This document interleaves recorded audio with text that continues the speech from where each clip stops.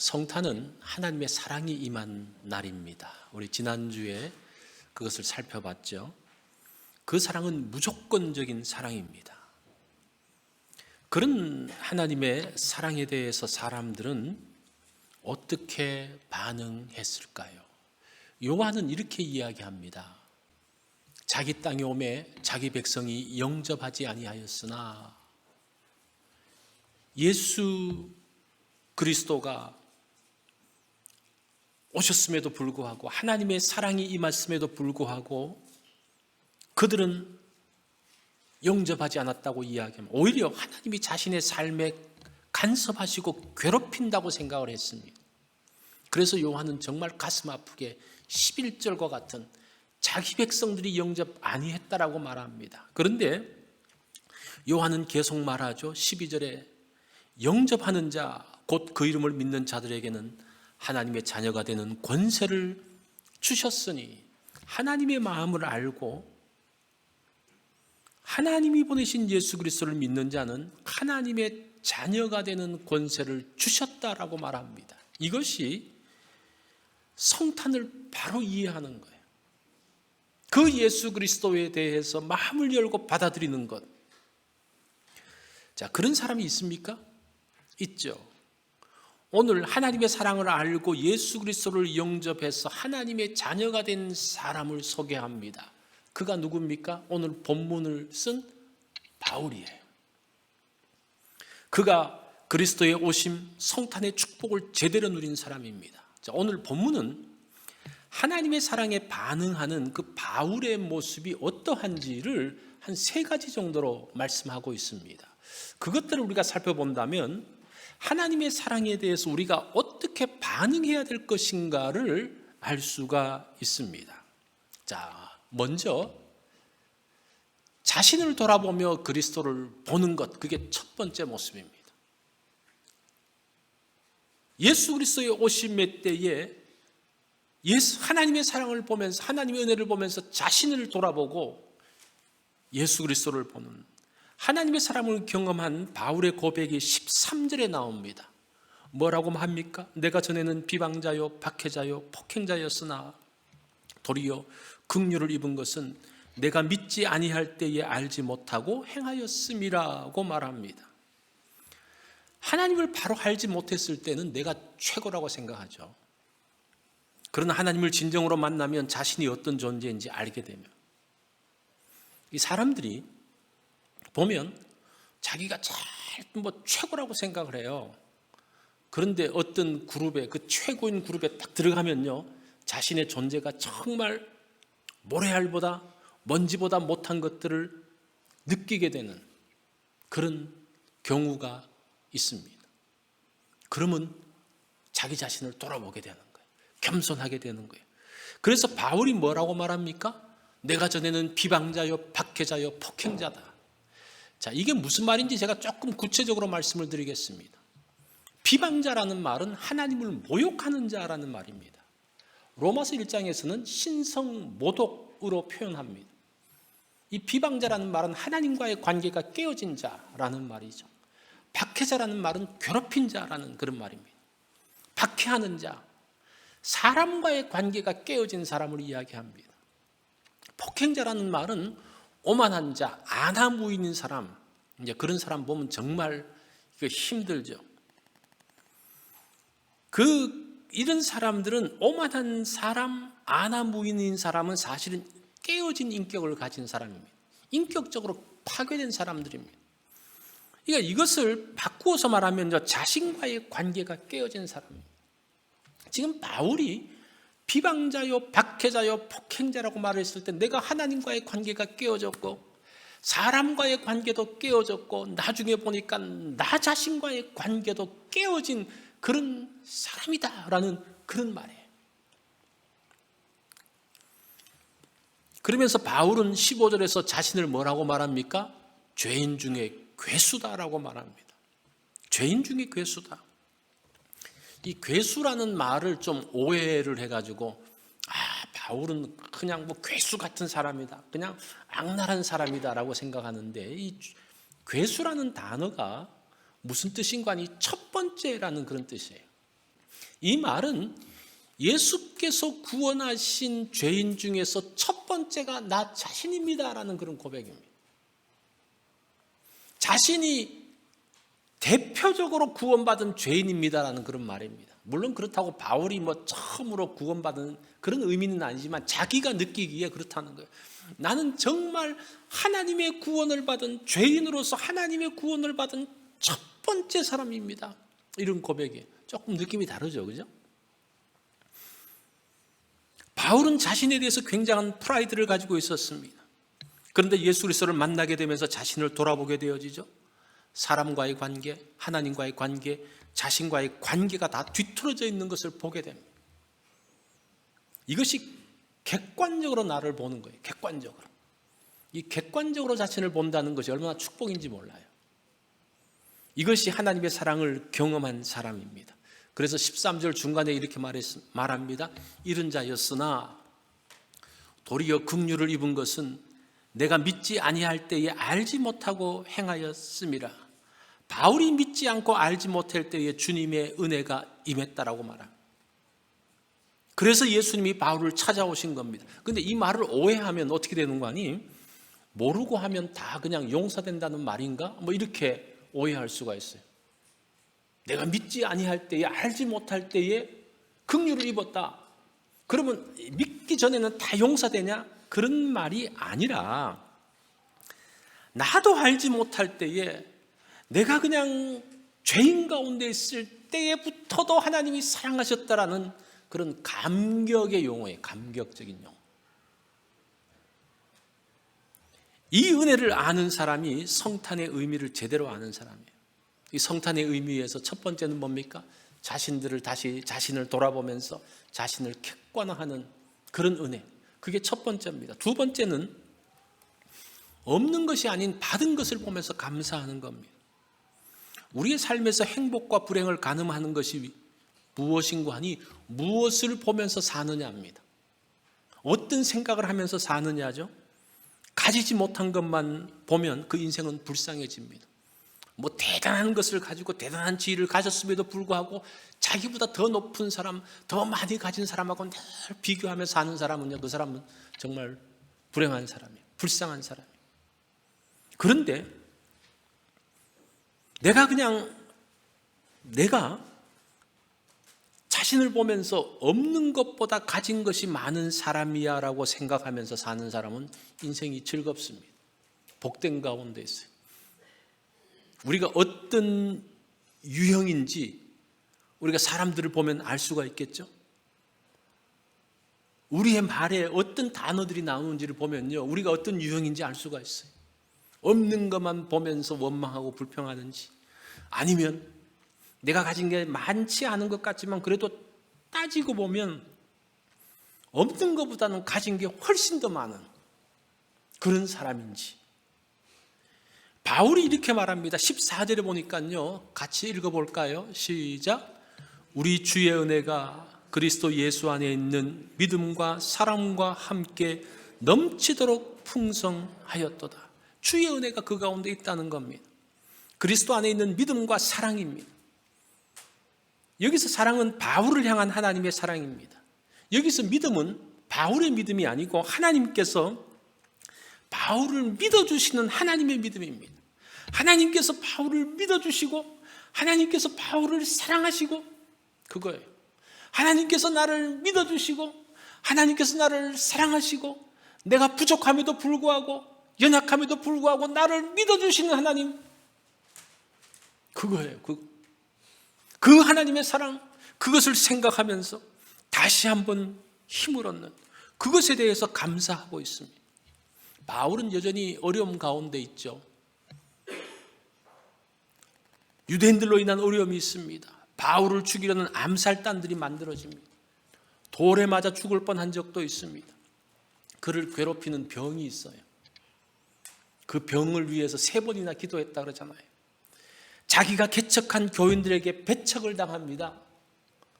그렇게 수고한 바울의 마지막 자리가 어디입니까? 지금 로마 감옥이에요. 이러면 원망할 수 있죠. 그죠? 만약에 여러분들이 바울의 처지라면요, 충분히 원망할 수 있습니다. 그런데 바울은 그 가운데서 원망하지 않습니다. 바울은 현재의 어려움과 그 고난에 집중하지 않고 하나님께서 주신 것에 감사하는 거예요.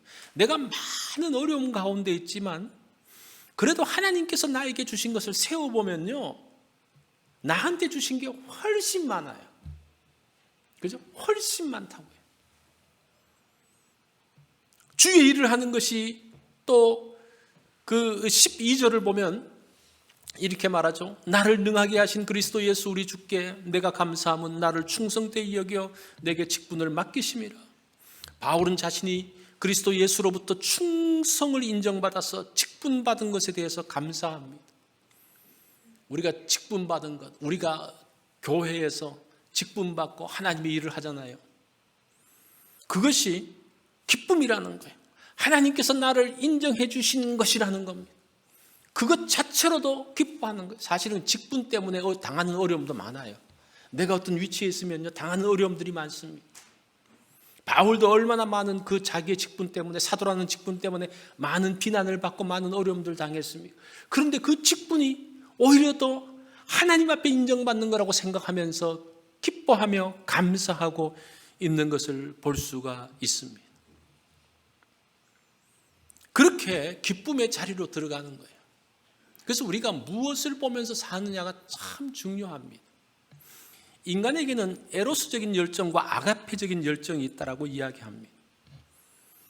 이 에로스적이라는 것은 인간을 붙잡는 이기적인 열정입니다. 인간의 욕구를 분출하는 열정입니다. 이 중력의 법칙처럼 모든 것들을 내가 끌어들이려고 하는 마음이죠. 끊임없이 내 것으로 소유하는 마음. 이 고대 그리스 사람들은 사랑을 4가지로 설명을 하고 있었습니다. 그 첫 번째가 아가페, 무조건적인 사랑이죠. 두 번째는 필리아라고 할 때는 친구 사랑을 이야기합니다. 세 번째는 스톨게라고 할 때는 가족, 형제의 사랑, 가족에서의 그 사랑. 마지막에 에로스는 쾌락적인 사랑, 이기적인 사랑을 이야기합니다. 성경에서는 대부분 사랑이라고 할 때 아가페가 굉장히 많이 쓰여졌습니다. 그리고 필리아가 한 4분의 1 정도, 아가페의 한 4분의 1 정도 쓰여졌고, 이 2개만 쓰여졌어요. 그런데 그 당시 고대 그리스 사람들에게 있어서 사랑이라고 했을 때 그 사람들은 에로스의 사랑만 생각했습니다. 거의 에로스의 사랑을 생각했어요. 사람들은 큐피트의 화살을 맞는 것을 좋아합니다. 이게 에로스 사랑의 대표적인 모습이죠. 이 큐피트의 화살이 어디를 향합니까? 심장을 향해요. 심장을 향해서 화살을 팍 쏘면 그게 심장에 탁 꽂히면 사랑에 빠진다고 이야기합니다. 그런데 곰곰이 생각해 보면요, 그 화살이 심장에 꽂히면 어떻게 됩니까? 삽니까? 죽습니까? 죽죠. 이 큐피트의 화살은 상대를 배려하는 게 아니에요. 그 사람을 소유하는 겁니다. 그래서 에로스의 사랑은 사람을 소유하는 거예요. 사랑의 이름으로 내 것을 만들어버리는 겁니다.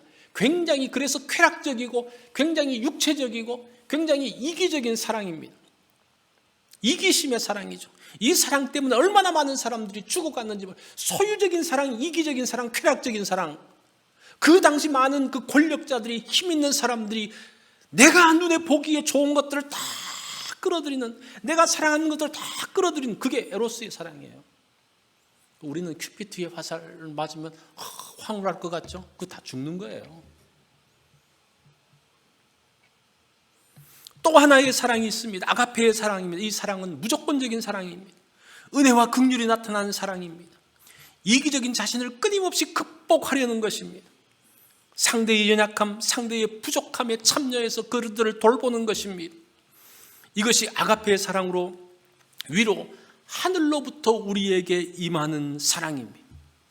이것은 대상이 사랑받을 만한 가치가 있어서가 아니라 상대의 가치와 위치에 상관없이 사랑하는 겁니다. 그게 하나님의 사랑이에요. 사실은 부모님의 사랑도 조금 여기서 볼 수가 있어요. 우리 자식이 잘나가지고 자식을 사랑합니까? 우리 자식이 공부 잘해가지고 공부 1등 해가지고 막 서포트합니까? 이 동네에서 제일 공부 잘하는 사람 우리가 서포트 안 하잖아요. 누구한테 해요? 자기 자식한테 하는 거예요. 자기 자식이 어떠하든지 간에 내 자식이기 때문에 하는 그 무조건적인 사랑. 그래서 사실은 아가페의 사랑을 우리가 잘 이해가 안 될 때는 이 부모의 사랑을 보면 조금 이해가 됩니다. 바울이 그것을 16절에서 말하고 있습니다. 예수 그리스도께서 내게 먼저 일체 오래 참으심을 보이사 후에 주를 믿어 영생 얻는 자들에게 본이 되게 하려 하심이라고 말합니다. 일체 오래 참으심이라는 말은 무슨 말인가 하니 참으심 그 자체를 보여줬다는 거예요. 끝까지 참았다는 말이에요. 그래서 요거를 조금 이제 그 뉘앙스를 가지고 번역을 해보면 흔들리지 않는 지속적인 사랑으로 나를 기다리며 참아주셨다. 그 하나님의 그 사랑이 끝까지 참게 하는 그 사랑, 그게 아가페의 사랑이죠. 나사렛 예수는 가장 누추한 모습으로 이 땅에 오셨습니다. 가난한 자와 병든 자, 약한 자와 세상에서 죄인이라고 조롱받는 사람들에게 오셨습니다. 예수 그리스도를 대적하며 살았던 바울에게도 오셨습니다. 만나주셨습니다. 그 다메섹으로 가던 그 도중에 만났습니다. 그 하나님의 사랑이 그냥 바울을 완전히 덮어버리는 거예요. 그 사랑 때문에 바울이 거기서 저항하지 못하고 그 앞에 무릎을 꿇게 되는 겁니다. 그 사랑이 사실은 나의 삶을 넉넉하게 만드는 거예요. 그런 사랑을 받고 있다는 것을 알면서 그래도 내가 이런 사람이지. 이제 그거죠. 우리를 복되게 만드는 거죠. 이런 하나님의 사랑, 하나님께서 허락하신 것들을 본다면 우리는 감사하면서 넉넉하게 살 수 있습니다. 이런 넉넉함이 성탄의 풍성함이에요. 그래서 이 성탄이 또 감사하고도 이렇게 연결되어지고 있는 것을 보게 됩니다. 마지막 세 번째는 미래에 대한 확신과 찬양입니다. 우리를 불안하게 하는 것은 미래의 불확실성입니다. 여러분 왜 불안합니까? 내일을 모르기 때문에 불안하잖아요. 1년 후를 모르기 때문에 불안하잖아요. 그런 불안감. 그런데 우리의 마지막은 어떻게 될 줄 알아요. 그죠? 자, 17절을 보면 우리 다 같이 한번 읽어보겠습니다. 시작. 영원하신 왕 곧 썩지 아니하고 보이지 아니하고 홀로 하나이신 하나님께 존귀와 영광이 영원 무궁하도록 있을지어다. 아멘. 이 17절에 나오는 하나님은 하나님께라는 하나님은 성자 하나님이에요. 이게 이제 구약에서는 성부 하나님께도 하는데 그러니까 성자 하나님과 성부 하나님이 동일하심을 이야기하고 있는 겁니다. 우리의 미래는 전지전능하신 성자 하나님의 손에 달려 있습니다. 그래서 그리스도께 모든 것을 맡기고 그분께 감사와 영광을 돌린다는 거죠. 전적인 신뢰. 이게 우리를 풍요롭게 만드는 겁니다. 우리의 삶을 돌아보면 그 당시에는 걱정이고 염려였는데 지나보면 감사요 은혜입니다. 제가 여러 번 말씀드리잖아요. 지금 사는 것은 굉장히 걱정이고 어려움이고 힘든 거고 미래를 보면 참 불확실한데 지나온 것을 보면요 다 감사의 제목들이에요. 그죠? 우리가 그걸 보는 게 중요해요. 그걸 봤을 때에 미래의 어느 순간에 왔을 때에 오늘은 또 감사가 될 것이다. 그것을 믿고 나아가는 겁니다. 이게 주님께서 주신 은혜를 기억하며 살고 그 은혜를 나누면서 사는 겁니다. 이 고든 맥도날이라는 분이 이렇게 이야기를 했습니다. 웬만한 일에는 세상도 교회 못지 않거나 교회보다 낫다. 집을 지어주고 가난한 자를 먹여주고 아픈 사람을 고쳐주고 수재 의연금을 내고 재난을 만난 자들을 도와주는 일은 세상도 하고 있다. 그런데 세상이 할 수 없고 교회만이 할 수 있는 일이 하나 있다. 세상은 은혜를 베풀 수 없다. 이것은 교회가 맡아서 해야 할 절대절명의 사명이다. 은혜를 찾을 곳이 교회 말고 또 어디에 있겠는가? 이렇게 이야기했어요. 그러면서 이 상담가인 데이빗 시멘스가 그걸 구체적으로 조금 이야기를 합니다. 그리스도인들이 겪는 대부분의 정서의 주요 원인은 두 가지다. 하나는 하나님의 무조건적인 용서와 은혜를 깨닫고 받아들이지 못하면 누리지 못하는 것이고, 하나님의 무조건적인 용서와 은혜를 받아들이지 못하는 것이고, 두 번째는, 또 하나는 그 무조건적인 사랑과 용서와 은혜를 다른 사람에게 베풀지 못하는 거다. 그 하나님의 사랑을 내가 누리지 못하고, 또 내가 누렸더라도 그것을 다른 사람에게 베푸는 것, 그것을 교회만이 할 수 있다는 거예요. 그죠? 이것은 다른 데서 어디서도 할 수 없어요. 사실은 세상에서 한번 도네이션 하는 거 보면요, 교회가 도네이션 하는 거하고 잽도 안 되게 엄청나게 큰 것들을 합니다. 기업들이 한 번씩 확 하는 거 보세요. 우리가 우리하고는 비교할 수 없을 정도로 해요. 그런데 그 사람들이 못하는 게 있는데 뭡니까? 이런 하나님의 은혜, 하나님의 사랑을 나누는 거라는 겁니다.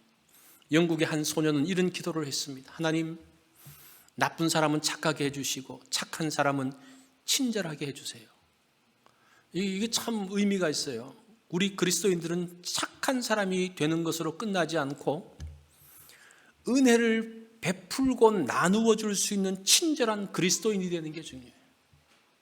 은혜 받은 것, 거기서 끝나는 것이 아니라 내가 그 은혜 받은 것을 나누는 그 친절, 배려가 필요하다는 겁니다. 이것이 성탄절에 하나님의 은혜를 받은 우리의 반응입니다.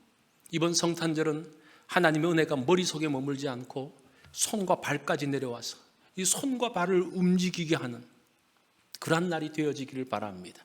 그것이 하나님으로부터 받은 사랑, 그 은혜에 대해서 우리가 반응해야 될 모습입니다. 바울이 그것을 오늘 본문을 통해서 말하고 있습니다. 오늘 여러분들이 이 말씀을 통해서 내가 이번 성탄절에 하나님의 은혜에 대해서 어떻게 반응할까를 한번 생각해보는 그러한 날이 되어지기를 바랍니다. 기도하겠습니다.